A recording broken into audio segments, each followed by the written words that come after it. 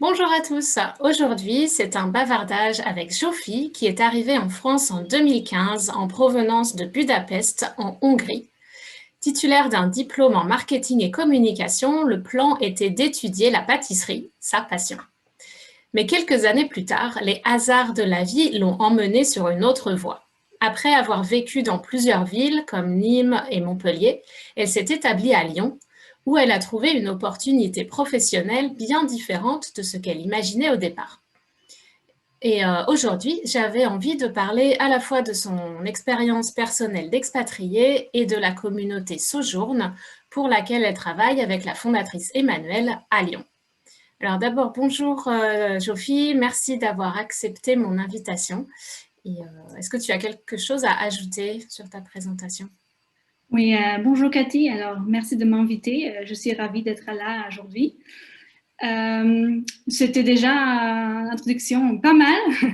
Comme tu disais, je viens de Budapest, Hongrie, et je suis arrivée en France en 2015 pour tout simplement pour étudier la pâtisserie française parce que j'ai toujours adoré de faire des gâteaux à la maison pour moi et ça est devenu un peu plus qu'un hobby. Donc, un jour, j'ai pensé, pourquoi pas déménager en France et essayer sur un niveau un peu plus haut. Donc, j'ai étudié dans une école culinaire dans le sud de France, dans un petit village, dans une école culinaire internationale, ce qui était très intéressant avec des chefs français, mais des cours en anglais et avec des étudiants internationaux. C'était vraiment la meilleure expérience de ma vie qui m'a changé complètement. Ouais. Et même s'il y a déjà 5 ans, je suis toujours en France. Et même si je ne fais pas exactement le même, je suis plus dans le sud, mais je suis toujours en France et j'adore la vie française ici. Ouais. Est-ce que tu as travaillé dans une pâtisserie française après ton diplôme? Oui, exactement. J'ai travaillé pendant 5 ans dans le métier. Honnêtement, c'est plus dur que j'ai pensé parce que c'est plutôt un métier pour les hommes, la restauration. Et c'est un métier vraiment très physique, avec beaucoup de soirs, beaucoup de week-ends, beaucoup de fêtes. Donc, pour la côté vie perso, c'était vraiment difficile pour moi de m'intégrer dans un nouveau pays où je ne connais personne et vraiment trouver des amis. Donc, c'était vraiment difficile au début. Mais le métier, je trouve super joli et super intéressant. Créer des choses. Ouais, c'est hyper créatif. Je comprends ce que tu veux dire sur le fait que c'est difficile et tout ça. J'ai eu une pâtisserie pendant 7 ans à Vancouver. Alors la différence, c'est comme on était en contexte canadien, nous, on pouvait choisir nos horaires. Donc on a dit, on veut pas faire de nuit, donc déjà, on fait pas de pain.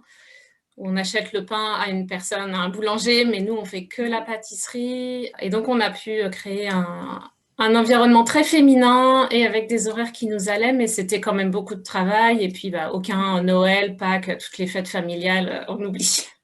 Exactement, exactement. Mais j'ai appris beaucoup sur moi-même. Donc, c'était une expérience très importante pour moi. Et tu disais que ça t'a permis, cette expérience, Ça m'a permis de rester en France. Ok. Parce ouais, que tu as pu avoir le visa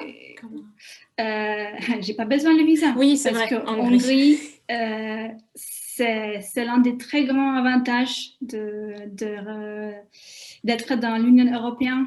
Je peux travailler, je peux déménager sans problème. Mais quand même, j'ai trouvé que c'est facile de trouver un travail dans la restauration. Donc, si quelqu'un a quelques années d'expérience, si on parle en français, si on est motivé, je pense que c'est facile à trouver un travail. Parce que souvent, dans les restaurants, ils disent que, voilà, viens pour un jour, on va essayer, tu nous montres comment tu fais, et après, normalement, ça se passe. Et je pense que pour un bureau, c'est peut-être plus compliqué de passer avec le RH, le CV, l'entretien. Donc peut-être c'était plus facile pour moi pour rester en France. Et j'ai toujours trouvé un travail, soit dans un restaurant, soit dans une boutique pâtisserie ou chocolatier. Ouais. Et c'est nécessaire de parler français? Oui. Pour être honnête, oui. Ouais, honnêtement, oui. Après, j'ai eu des collègues qui ont envie de parler en anglais. Même si c'était très difficile pour eux ou très problématique, je pense qu'il y a une envie de pratiquer. Je pense que les Français, ils n'ont pas beaucoup de chance de pratiquer. Surtout si on travaille dans une équipe, dans une cuisine, on ne voit pas de clientèle, juste entre eux. Mais quand même, la première conversation, c'est toujours en français. Ouais. Et je pense que les Français, c'est important pour eux, pour que nous, on montre qu'on respecte leur langue, on respecte les traditions de toujours commencer en français. D'accord. Et tu parlais français avant de venir en France? Oui, j'avais un niveau B1, Okay. B1, B2. J'ai commencé, je crois, 2-3 ans avant de mon déménagement. Dans l'école de langue classique, avec des profs privés, des cours privés. Donc oui, mais c'est très différent. Quand on arrive dans la vie et il y a des dialectes et on ne comprend pas. Donc oui, j'avais des difficultés, bien sûr. Ouais, en plus, le Sud, je pense qu'il y a quelques mots qui sont particuliers au Sud. Il y a un accent qui est un peu plus fort. Alors, certains disent que c'est plus facile à comprendre parce qu'ils accentuent plus les syllabes que par rapport à Paris où les gens parlent vraiment très vite. Le Sud, c'est un petit peu plus lent peut-être, mais bon, ça reste du français parlé quand même. Ouais. Après, ce que j'ai trouvé la plus grande différence, c'est qu'il y a des expressions. Par exemple, quand au restaurant, le serveur demande « ça a été », ça, j'ai jamais compris parce que c'est pas une phrase, c'est pas une vraie question. Ou quand on achète quelque chose dans une boutique et avec ça, c'est aussi c'est pas des vraies questions. Et donc au début, j'ai pas du tout compris des phrases comme ça. J'ai toujours dit oui. J'avais aucune raison ou aucune idée c'est quoi les questions. Parce que je pense dans les écoles classiques, on n'a pas mis vraiment les points, que voilà, ça c'est le texte, le livre, et après ça c'est la vie.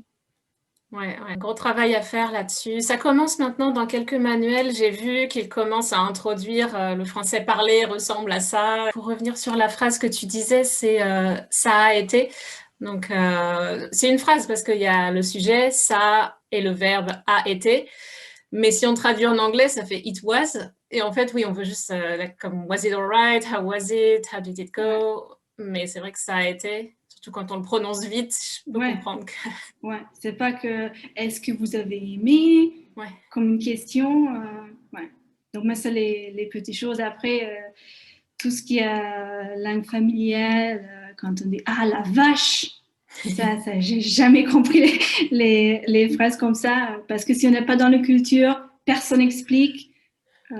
Non, même moi non plus, j'essaye d'introduire du français familier, mais à la vache, j'ai jamais pensé à expliquer que c'est une interjection qu'on dit quand on est surpris ou quelque chose comme ça. Ouais. Comme, oh dang, oh darn, oh la vache, la vache, t'as mangé beaucoup. Mais même sans connaître les petites expressions comme ça, on peut vivre en France et on peut travailler en France, bien sûr, sans problème. Est-ce que donc tu disais, tu as travaillé 5 ans dans la pâtisserie et après tu as décidé de changer de domaine ou de revenir à ton domaine? J'ai commencé à réfléchir parce que ça m'a posé des problèmes de toujours travailler le week-end, le soir. Et j'ai réalisé quand j'ai envie plus de sortir le soir qu'aller travailler, là, le problème commence. Vraiment. Et en fait, j'ai déménagé à Lyon en été 2018. C'est exactement quand Emmanuel a lancé Sojourn. Ok. Donc, j'étais le bon moment, dans le bon ville, ou je sais pas. Et donc, on s'est rencontrés et j'ai vu le contexte qui je trouve super. Alors, Sojourn, c'est pour les expats et aussi les francophones qui ont vécu à l'étranger, reviennent en France, juste pour donner une communauté, pour se sentir un peu moins isolé, parce qu'on vit les mêmes choses, les mêmes difficultés, même si on est très différents. Et après, elle a cherché quelqu'un pour aider avec la communication. Et je me suis dit, voilà, c'est exactement quand j'ai voulu changer. Et voilà, elle m'a pris et j'ai eu la chance. Et donc, on travaille ensemble depuis maintenant un peu plus qu'1 an. La plupart, c'était la chance, je crois. Mais il faut avoir un peu de chance dans la vie. Il faut avoir un peu de chance, ouais. Et ça, j'aime bien le concept de votre communauté, de rassembler les expatriés, mais aussi d'inclure les francophones, les Français qui reviennent d'expatriation. Parce que quand on revient d'expatriation dans son pays natal, on est différent et on ne s'intègre pas non plus complètement à la culture qu'on a laissée. On a toujours cette part d'expatriés en nous. Donc, c'est un bon moyen de mélanger les cultures, mélanger les langues aussi, parce que du coup, les Français francophones peuvent peut-être parler en français aux expats et continuer à pratiquer l'anglais. Exactement. Comment ça se passe alors? Comment vous animez cette communauté d'expats et d'ex-expats? Alors, on a des événements. Ça a commencé avec des événements, des apéros pour se rencontrer autour d'un verre dans une bar. Très français. L'apéro, c'est la base de tout. Oui, exactement. Un peu de fromage, un peu de charcuterie, un peu de vin. Et on a changé chaque mois le lieu. C'est aussi aider aux gens de découvrir les différents bars. Parfois, c'était un bar à vin, parfois, c'était un café privatisé que pour nous, parfois, c'était une terrasse d'un restaurant. Donc, on a vraiment essayé de changer toujours, de donner des lieux différents. Et après, on a vu que les gens, ils ont besoin plus. Ils ont besoin plus d'aide, plus d'accompagnement, plus de ressources. Et donc, le Sojourn a grandi un peu organiquement avec les besoins des gens. Donc, je pense que c'était très bon de faire comme ça. C'est pas forcer un concept sur les gens, c'était plutôt à l'envers. Donc, maintenant, on propose plusieurs services, plusieurs accompagnements, parce qu'on a vu qu'il y a un vrai besoin. Quand on est expat, on arrive, on ne parle pas forcément en français et on ne connaît pas le système, la CAF, la carte vitale, l'assurance maladie. Louer un appartement. Oui. Et moi, quand je suis arrivée, j'ai fait tout ça toute seule. Et c'était difficile. Bon, j'ai toujours trouvé quelqu'un qui m'a expliqué un petit peu, mais il n'y avait pas une structure. Ça n'existe pas que quand on arrive, on a une liste. Voilà, il faut faire ça, ça, ça, ça, ça. Donc voilà, et maintenant, c'est ce qu'on essaie de faire avec Sojourn, de guider les expats. Les gens vont être jaloux maintenant que ça existe qu'à Lyon. Est-ce qu'il y a des projets d'étendre dans notre ville? Oui, on essaie de voir cette situation sanitaire comme une opportunité et dire que maintenant, nos événements sont uniquement en ligne. Donc, c'est possible de nous rejoindre vraiment partout en France. Donc, on continue bien avec les apéros chaque mois. C'est gratuit, c'est en ligne. Et les apéros sont majoritairement en anglais, je crois. La langue de communication, c'est l'anglais. Ils sont en anglais. Mais on a aussi commencé de faire un apéro français une fois chaque 2 mois, quand on dit que c'est uniquement en français. Parce que, bien sûr, les expats qui peut-être travaillent pour une entreprise internationale, qui parlent en anglais toute la journée, ils n'ont pas de possibilité vraiment de pratiquer. On a commencé ça en janvier cette année. Est-ce que quand tu travaillais dans la pâtisserie, est-ce que tu as noté des différences dans la culture du travail entre la Hongrie et la France? Oui. C'est exactement... alors, moi, j'ai déménagé exactement pour la cuisine française parce qu'en Hongrie, on mange parce qu'on a faim et ça s'arrête là.